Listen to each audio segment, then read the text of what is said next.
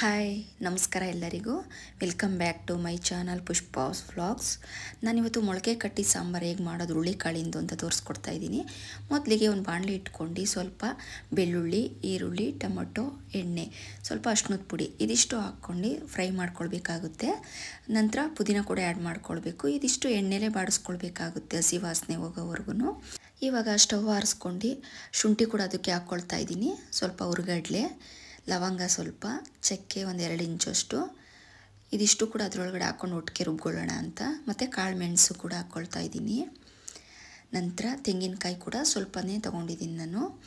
ಧನಿಯಾ powder ಒಂದು 2 ಸ್ಪೂನಷ್ಟು ತೊಗೊಂಡಿದ್ದೀನಿ ನಾನು. ಜಾಸ್ತಿ ಬೇಕು ಅಂದರೆ ಜಾಸ್ತಿ ತೊಗೊಳ್ಬೇಕಾಗುತ್ತೆ. ನಂತರ ಕೊತ್ತಂಬರಿ ಸೊಪ್ಪನ್ನ ಇದನ್ನು ಲಾಸ್ಟಲ್ಲಿ ಆ್ಯಡ್ ಮಾಡ್ಕೊಳ್ಬೇಕು. ಖಾರದ ಪುಡಿನೂ ಲಾಸ್ಟಲ್ಲಿ ಹಾಕ್ಕೊಳ್ತಾ ಇರ್ತೀನಿ. ನಂತರ ಇವಾಗ ಇದನ್ನೆಲ್ಲ ನೀರು ಹಾಕ್ಕೊಂಡು ಮಿಕ್ಸ್ ಮಾಡಿಕೊಂಡ್ರು ಓಕೆ, ಇಲ್ಲ ಅಂದರೆ ಹಾಗೇ ಕಲಿಸ್ಬಿಟ್ಟು ಒಂದು ಜಾರ್ ತೊಗೊಂಡು ಅದರೊಳಗಡೆ ಹಾಕಿದ್ದೀನಿ. ನಂತರ ಇಲ್ಲಿ ನೀರು ಹಾಕ್ಕೊಂಡು ಮಿಕ್ಸಿಲಿ ಗ್ರೈಂಡ್ ಮಾಡ್ಕೊಳ್ಬೇಕಾಗುತ್ತೆ. ಗ್ರೈಂಡ್ ಮಾಡ್ಕೊಂಡಾದ್ಮೇಲೆ ಖಾರದ ಪುಡಿ ಕೂಡ ಆ್ಯಡ್ ಮಾಡಿಕೊಂಡೆ. ನಂತರ ಲಾಸ್ಟಲ್ಲಿ ಕೊತ್ತಂಬರಿ ಸೊಪ್ಪು ಕೂಡ ಆ್ಯಡ್ ಮಾಡ್ಕೊಂಡು ರುಬ್ಬಿದ್ದಾಯಿತು ಮಸಾಲೆನ. ಮೊಳಕೆ ಕಟ್ಟಿದ್ದು ಹುರುಳಿಕಾಳು ನೋಡಿ ಈ ರೀತಿ ಒಂದು ದಿವಸ ಸಾಕು, ಸಮ್ಮರಲ್ಲಂತೂ ಬೇಗನೆ ಬಂದುಬಿಡುತ್ತೆ ಒಂದು ಬಟ್ಟೆಲ್ಲ ಕಟ್ಟಿಟ್ರೆ.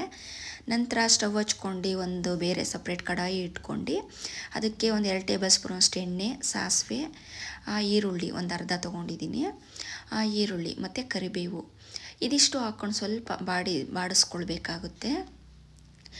ನಂತರ ಹುರುಳಿಕಾಳನ್ನ ತೊಳೆದಿಟ್ಕೊಂಡಿದ್ದೆ ನಾನು, ಅದನ್ನು ಕೂಡ ಇಲ್ಲಿ ಹಾಕ್ಕೊಳ್ಬೇಕು ಎಣ್ಣೆ ಒಳಗಡೆನೆ. ಇದನ್ನು ಚೆನ್ನಾಗಿ ನೀರು ಬಿಟ್ಕೊಳ್ಳೋವರೆಗೂ ಸ್ವಲ್ಪ ಬಾಡಿಸ್ಕೊಳ್ಬೇಕಾಗುತ್ತೆ. ಅಂದರೆ ಒಂದು 2 ಮಿನಿಟ್ಸ್ ಹಾಕಿ ಬಾಡಿಸಿದ ನಂತರ ಇದಕ್ಕೆ ಉಪ್ಪೆಲ್ಲ ಹಾಕ್ಕೊಳ್ಬೇಕಾಗುತ್ತೆ, ಮಸಾಲೆ ಎಲ್ಲ ಹಾಕ್ಕೊಳ್ಬೇಕಾಗುತ್ತೆ. ಸಾರಂತೂ ತುಂಬಾ ಚೆನ್ನಾಗಿರುತ್ತೆ.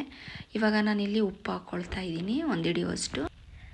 ಮತ್ತು ರುಬ್ಬಿರ್ತಕ್ಕಂಥ ಮಸಾಲೆ ಹಾಕಿ ಚೆನ್ನಾಗಿ ಸ್ವಲ್ಪ ಕುದಿಸ್ಕೊಳ್ಬೇಕಾಗುತ್ತೆ.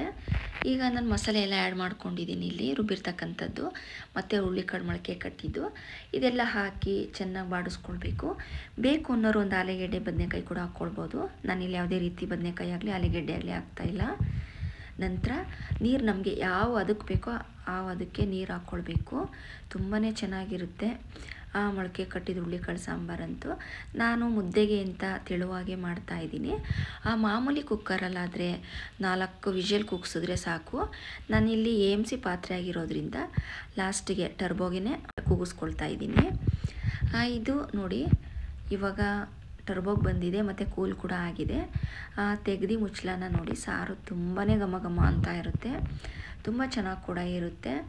ಮೊಳಕೆ ಕಟ್ಟಿದ ಹುರುಳಿಕಾಳು ಸಾಂಬಾರು ಅಂದರೆ ಒಂಥರ ನಾನ್ ವೆಜ್ ರೀತಿಯೇ ಸ್ಮೆಲ್ಲೆಲ್ಲ ಬರ್ತಾ ಇರುತ್ತೆ. ಏಕೆಂದರೆ ಆ ಮಸಾಲೆನೇ ನಾವು ಇದಕ್ಕೆ ಕೂಡ ಹಾಕ್ತಾ ಇರ್ತೀವಿ. ಒಂದು ಸತಿ ನೀವು ಕೂಡ ಟ್ರೈ ಮಾಡಿ, ತುಂಬಾ ಟೇಸ್ಟಿಯಾಗಿರುತ್ತೆ. ಇದಕ್ಕಂತೂ ದೋಸೆಗಾಗಿರ್ಬೋದು, ಚಪಾತಿಗಂತೂ ತುಂಬಾ ಚೆನ್ನಾಗಿರುತ್ತೆ.